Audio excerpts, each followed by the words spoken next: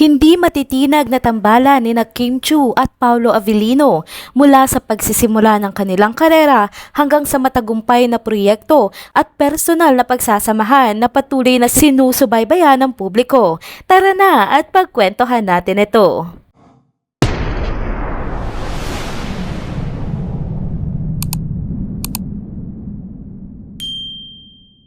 Hello mga ka-trenders! Welcome back muli sa ating channel. Kung bago pa lamang kayo dito, huwag nang kalimutang mag-like, mag-subscribe at i-hit na din ang notification bell para lagi kayong updated sa mga balitang trending at napapanahon. Mga ka-trenders, sobrang dami ko nang nakikita sa social media ng mga video tribute na ginagawa ng mga Kim Pao fans para kina Kim Chiu at Paolo Avellino. Grabe, talagang nakakabilib ang dedikasyon at pagmamahal ng mga fans sa kanilang dalawa. Ang dami nga sa mga videos, ang sobrang husay mula sa pagkakagawa hanggang sa emotional na mensaheng ipinaparating. Ang ganda ng pagkakabuo ng mga video nga na ito, kaya naman karamihan ng mga netizens, kasama na ako, ay hindi mapigilang maantig ang puso. Hindi lang ba sa entertainment ang dala ng mga videos na ito? Madalas, napapaiyak pa ako dahil sa damdamin at istorya na bumabalot sa bawat eksena ng dalawa. Parang bawat tagpo, bawat tingin at bawat ngiti nga ni Kim at Paolo ay pinapahalagahan ng mga gumawa ng mga tribute. Dahil dito, naisip ko rin na gumawa ng sarili kong paglalahad sa kwento ni Kim at Paolo mula sa kanilang humble beginning sa showbiz kung saan nagsimula silang bumuo ng kanilang pangalan hanggang sa ngayon na tila natagpuan na nilang isa't isa sa kalagitnaan ng kanilang mga tagumpay. Makikita mo kung gaano kalayo na ang narating nila mula noon at kung paano nagsanib ang kanilang mga landas sa mga proyekto, palabas at maging sa likod ng kamera. Para sa mga fans, parang nakikita nila ang isang kwento ng dalawang taong itinakda para sa isa't isa at ito ang dahilan kung bakit napakahalaga at nakakaantig ang bawat Kim Pao tribute na lumalabas sa social media. Sa mundo nga ng show business, maraming kwento ng tagumpay, pagsusumikap at hindi inaasahang mga pagkakataon. Isa sa mga pinag-uusapan ngayon ay ang tambalang hindi inaasahan, ngunit sinusubaybayan ng maraming fans. Ang kwento nga ni Kim Chiu at Paolo Avellino. Ang dalawang sikat na artista na ito ay dumaan sa kanilang landas ng tagumpay bago nga sila tuluyang magkasama sa isang proyekto. Paano nga ba nagsimula ang kanilang kwento? Magsimula tayo sa simula ng kanilang karera. Si Kim Chiu, isang Cebuana na pinalad na makapasok sa mundo ng showbiz matapos siyang tanghaling big winner ng Pinoy Big Brother Teen Edition noong taong 2006. Ang kanyang angking karisma, pagiging totoo at natural na talento ang nagbigay daan upang agad siyang mahalin ng mga manonood. Matapos ang PBB, bumuhos sa mga proyekto para kay Kim. Naging bida siya sa mga teleserye katulad ng Sana Maulit Muli at My Girl, kung saan ipinakita niya ang kanyang husay sa pag-arte. Samantala, si Paolo Avellino naman ay nagsimula sa show business noong sumali siya sa reality talent search ng GMA7 na Starstruck noong taong 2006 din. Bagamat hindi siya nanalo, hindi ito naging hadlang sa kanyang pag-abot ng tagumpay. Sa mga unang taon ng kanyang karera, kinilala na agad si Paolo bilang isang seryosong aktor na may husay sa iba't ibang genre ng pelikula at teleserye. Nakuha niya ang respeto ng industriya sa kanyang malalim at makapangyarihang pagganap, lalo na sa mga proyekto katulad ng Walang Hanggan at Goyo ang Batang Heneral. Ngunit bago pa man magkakilala sa personal, si Paolo ay tahimik ng humahanga kay Kim Chiu. Sa iba't ibang panayam, inamin ni Paolo na mayroon siyang paghanga kay Kim, hindi lamang bilang isang artista kundi bilang isang tao. Anya, bilib siya sa sipag at determinasyon ni Kim sa trabaho. Madalas niyang mapapanood ang mga palabas ni Kim at sa likod ng mga ngiti at saya ng dalaga, nakita ni Paolo ang disiplina at dedikasyon nito sa kanyang craft. Pero ang tanong ng marami, kailan nga ba magkakaroon ng pagkakataon ang dalawang ito na magkasama sa isang proyekto?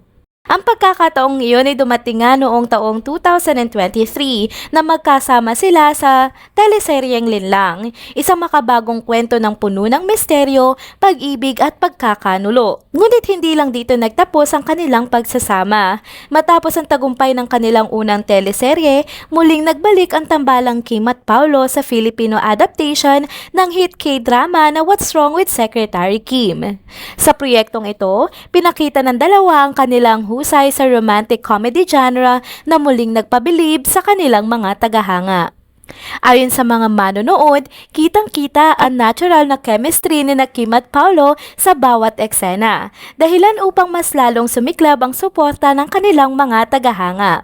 Sa bawat eksenang puno ng tawanan at kilig, muling pinatunayan ng dalawa na sila'y isa sa mga pinaka-aabangang tambalan sa kasalukuyan. Ngunit hindi rito nagtatapos ang kwento. Kamakailan, inanunsyo na magkakaroon ng pelikula si Kim at Paolo na pinamagatang My Love Will Make You Disappear, isang romance drama na tiyak na magpapakilig at magpapaantig ng puso ng kanilang mga tagahanga. Muli nilang pagbibidahan ang istorya ng pag-ibig ng puno ng misteryo at twists. Marami ang nananabik sa unang pagsasama nila sa big screen at siguradong magiging isa na namang hit ang pelikulang ito.